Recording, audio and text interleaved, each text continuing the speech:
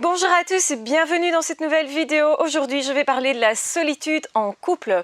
Oui, quand on est en relation toxique, on va à un moment donné se sentir particulièrement seul. Or, c'est plutôt bizarre parce que quand on est en couple, généralement, on va se sentir plutôt soutenu, on va se sentir plutôt écouté, plutôt accompagné. Et c'est même pour ça qu'on va se mettre en couple initialement. C'est vraiment pour faire équipe, c'est pour partager des choses, c'est pour vivre aussi une aventure qui est intéressante et qui est justement faite de respect. Et quand on est en relation toxique, une façon de repérer cette relation, c'est que justement on ne vit pas ça. On ne vit pas ce à quoi on s'attendait. Et on est assez désemparé, on se dit je dois faire des efforts pour essayer justement que ça se mette en place. On a l'impression que c'est atteignable et l'autre justement nous a fait croire qu'on vivait au tout début une certaine symbiose, une connexion particulière, qu'il y avait beaucoup d'amour, de respect, etc. Sauf que ça ne dure pas, puisque ce qui est initialement présenté par le pervers narcissique ou la personne toxique manipulatrice, c'est vraiment ça, c'est le fait de mettre en scène une sorte d'amour mais qui est illusoire, qui est faux. Donc on va vraiment vous mettre face à un mirage et vous allez croire à ce mirage puisque vous n'avez jamais rencontré cette situation. Donc vous n'êtes pas en train de vous dire c'est bizarre, je devrais me méfier, ceci n'existe pas dans la vraie vie, ou au contraire vous êtes plutôt en train de vous dire j'ai trouvé quelque chose qui est merveilleux et je vais m'accrocher à cette chose-là parce que justement c'est exceptionnel. Et j'ai tellement l'impression que c'est exceptionnel que je vais faire beaucoup d'efforts pour que ça perdure, pour que ça se mette en place, pour que ça se réalise, et je vais rêver davantage. Plus on est quelqu'un capable de rêver beaucoup, plus on va tenir au fait d'être en couple, plus effectivement on va fournir d'efforts aussi, et peut-être parce qu'on manque de confiance en soi et qu'on a peu de points de repère sur ce qu'est une vraie relation. En fait, une vraie relation, c'est une relation dans laquelle les deux font des efforts. Et là, on se retrouve tout seul à être en face de quelqu'un qui nous impose des choses avec force, qui nous dit quoi faire, quoi être, comment penser, où aller vivre, etc. en fonction de ses desiderata, donc en fonction en fait de ses besoins à lui ou à elle. Et nous, on se retrouve avec des besoins qui sont continuellement insatisfaits et finalement on se sent particulièrement pas écouté, très seul, particulièrement aussi mésestimé, dégradé, et on n'a pas vraiment conscience de ça.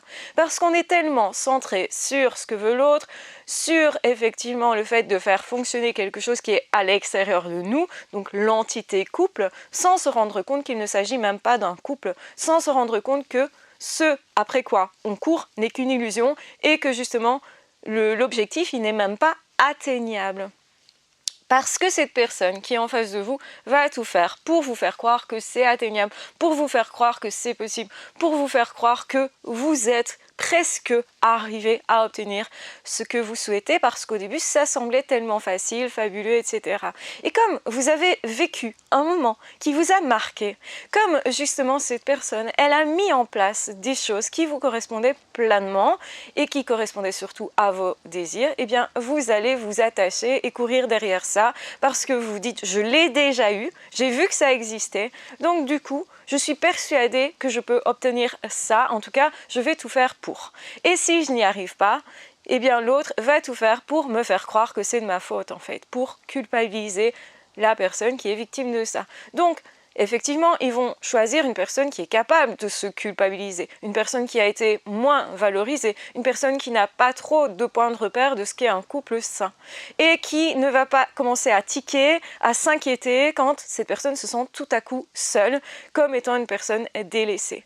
Et justement, à certains moments, réfléchissez bien parce que vous vous êtes senti désemparé dans cette relation. Vous vous êtes senti abandonné, vous vous êtes senti vraiment mis de côté.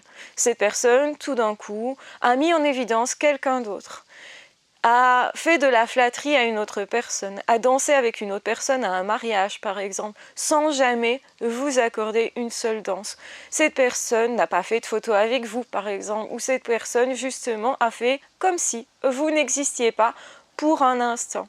Et quand vous dites quelque chose, vous reprochez à cette personne que c'est pas normal, que cette personne elle aurait dû être là. Si vous êtes en couple, il est normal d'accorder de l'importance à son partenaire, de lui accorder de l'attention.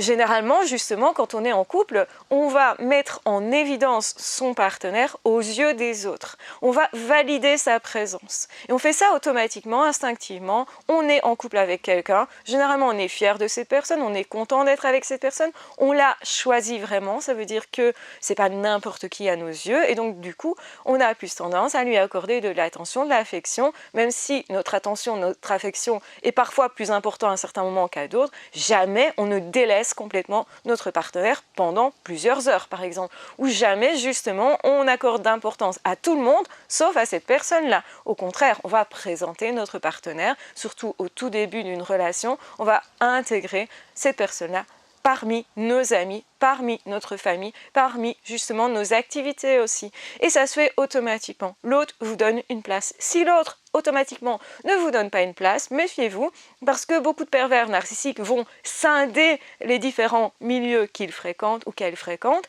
et donc ça veut dire que cette personne ne va pas vous intégrer. Vous allez vous sentir justement mis de côté, délaissé, même peut-être en compétition avec quelqu'un d'autre. Ils adorent la triangulation. La triangulation, j'en ai parlé sur Internet, d'ailleurs j'étais la première à en parler d'ailleurs, sur le sujet des pervers narcissiques, c'est le fait de prendre une autre personne, de vous comparer à cette autre personne et de faire comme si cette personne elle était mieux que vous, plus importante, lui accorder donc plus d'attention, et ça se fait assez subtilement.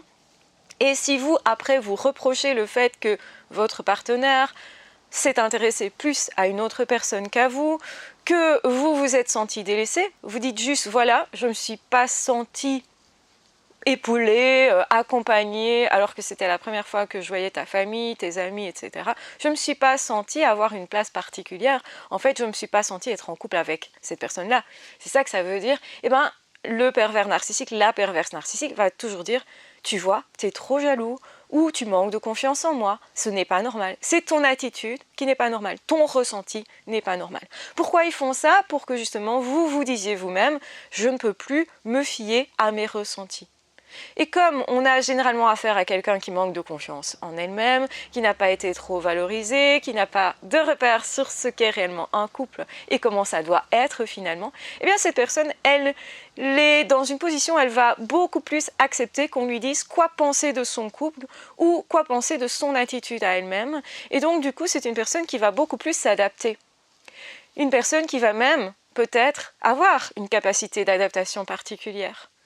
Et justement, c'est pas une bêtise. La personne, elle n'est pas bête. Elle voit, elle ressent qu'il y a quelque chose qui cloche. Mais quand elle dit il y a un truc qui cloche, l'autre lui répond bah non, c'est toi qui cloche. C'est toi qui fais faux. C'est toi qui fais quelque chose qui ne devrait pas être fait. C'est toi qui réfléchis mal, qui interprète mal. Donc, quelque part, tu ne peux te fier à ce que tu ressens, à qui tu es. Et justement, peut-être justement au peu de repères qui te restent dans cette relation. Et c'est comme ça qu'ils vont casser vos repères et vous dire quoi faire, quoi être, comment agir. Et en vous conformant, vous allez vous perdre de plus en plus au fur et à mesure. Au début, c'est pas conscient, c'est pas évident et c'est pour ça qu'on se laisse embarquer. Un truc spécifique, c'est vraiment qu'on se sent seul dans la relation et à certains moments, on ne sait même pas si la relation elle perdure ou non. On ne sait même pas si l'autre pense à nous ou non. On n'est pas rassuré. Donc c'est quelqu'un qui ne va pas nous rassurer ou qui nous rassure après nous avoir fait souffrir beaucoup et qui nous rassure que quand on accepte quelque chose qui l'arrange. Donc les pervers narcissiques vous gratifient, valorisent ce qui les arrange et dévalorisent ce qui ne les arrange pas. Autrement dit, valorisent le fait de vous laisser manipuler, manœuvrer, ou de vous laisser impressionner par cette personne et dévalorise le fait de vous rebeller, d'avoir confiance en vous, justement de reprendre un petit peu du poil de la bête, de devenir plus masculin, plus féminin, en fait de reprendre confiance en votre sexualité ou en votre valeur en tant que personne.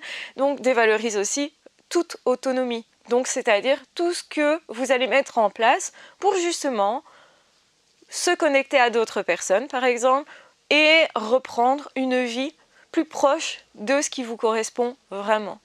Donc c'est aussi quelqu'un qui va valoriser tout ce qui ne vous convient pas et dévaloriser tout ce qui vous convient. Et ça peut servir dans un premier temps de repère, quand par exemple vous faites quelque chose qui est bon pour votre santé, l'autre va vous dire ne fais pas ça. Pourquoi ça? Parce que l'autre ne veut pas que vous soyez en pleine santé. L'autre ne veut pas que vous soyez justement mieux psychologiquement, par exemple. Au revoir vos amis, ça vous rend mieux, mais surtout, ça vous permet de vous détacher de la vision des pervers narcissiques et d'avoir d'autres points de vue. Tout ce qui va vous permettre possiblement de voir clair sur les choses va être dévalorisé par le pervers narcissique. Et c'est pour ça qu'on se sent très seul, c'est parce qu'on est en bataille, on est en conflit, mais c'est un conflit qui n'est pas évident, qui n'est pas dit, qui n'est pas déposé sur le tapis, à l'inverse des conflits de couples normaux justement, où là on en profite pour communiquer, pour parler, pour dire ce dont on a besoin et aussi pour dire ce qu'on n'arrivait pas à dire éventuellement. Et c'est pour ça que parfois, effectivement, se disputer dans un couple, ça peut aider à se connaître mieux et donc à progresser vers justement plus de bien-être parce qu'on a compris les besoins fondamentaux de l'autre et qu'on a compris aussi comment les satisfaire peut-être. Et donc du coup, là, on n'est pas seul, on est accompagné. Une personne qui réagit quand vous dites « c'est très inconfortable pour moi qu'on fasse ça » ou qu'on aille voir telle personne ou « je me sens pas bien » et qui ne vous aide pas à ce niveau-là, qui ne vous aide pas dans vos projets, qui ne vous aide pas pour vous épanouir, vous, pour être en meilleure santé, pour être en meilleure santé physique et psychologique, pour vous développer dans vos passions, dans ce qui vous intéresse vous. Une personne qui essaye de vous imposer ce qui l'intéresse lui, mais uniquement lui en fait, eh ben ça, ce n'est pas la preuve d'un amour. Être amoureux de quelqu'un n'empêche jamais de veiller à ses propres intérêts également et de prendre vraiment soin de l'autre et de soi. Et normalement, l'amour, c'est ça, c'est je t'aime, je prends soin de toi et quand tu es heureux, ça me fait du bien aussi. Et aussi, tu prends soin de moi et je vois que tu es heureux quand je suis heureux moi-même, quand je me développe, quand je partage avec toi cet épanouissement-là, et aussi quand on partage nos galères et qu'ensemble on arrive à dépasser certaines choses, parfois avec difficulté, mais on les dépasse, on est accompagné, on se sent épaulé. Une personne qui va vraiment s'intéresser à vous va toujours être là quand vous n'êtes pas bien pour vous aider mieux, en tout cas du mieux qu'il peut, et va toujours faire en sorte d'être présent dans la relation, va toujours faire en sorte de vous mettre en évidence. Vous ne devez pas batailler pour avoir une place, vous ne devez pas non plus vous sentir en rivalité. Généralement, les rivales, automatiquement, elles vont s'effacer parce que l'autre va mettre en évidence le fait que il ou elle est avec vous, c'est vous qui êtes la personne sélectionnée et ça ne se discute même pas. Donc c'est une évidence, vous êtes mis en évidence et vous êtes mis en valeur. La personne, elle vous a choisi et elle est fière de vous, d'être avec vous. Elle est fière non pas d'être valorisée par vous, cette personne est fière de partager avec vous. Et ce qui est vraiment nourri, donc la personne fait des efforts pour nourrir la relation, le partage avec vous et votre bien-être à tous les deux. Et donc c'est pas quelqu'un qui va justement flatter la galerie, qui va tout faire pour son image, qui va veiller uniquement à ses propres besoins. Ça, ce n'est pas être en couple. Et c'est pour ça qu'on se sent très seul, très désemparé, et souvent on se sent être dans une forme de brouillard quand on est avec l'autre, et surtout on sent qu'on s'est perdu, qu'on est toujours moins bien, qu'on ne sait plus quoi, qu'on n'a plus d'objectifs personnels, on ne sait même plus qui nous sommes, on ne sait peut-être même plus quels sont nos goûts personnels et quelles sont nos ambitions personnelles. Donc parce que les pervers narcissiques vont toujours tout faire pour que vous n'ayez pas une vie personnelle justement. Et ça, c'est complètement anormal. Quelqu'un qui vous aime va favoriser votre vie personnelle, va favoriser et vous encourager à ce que vous vous connectiez à vous et pas l'inverse justement. Quand quelqu'un va tout faire pour vous déconnecter, pour vous faire vous douter de vous-même, eh bien ce n'est pas une personne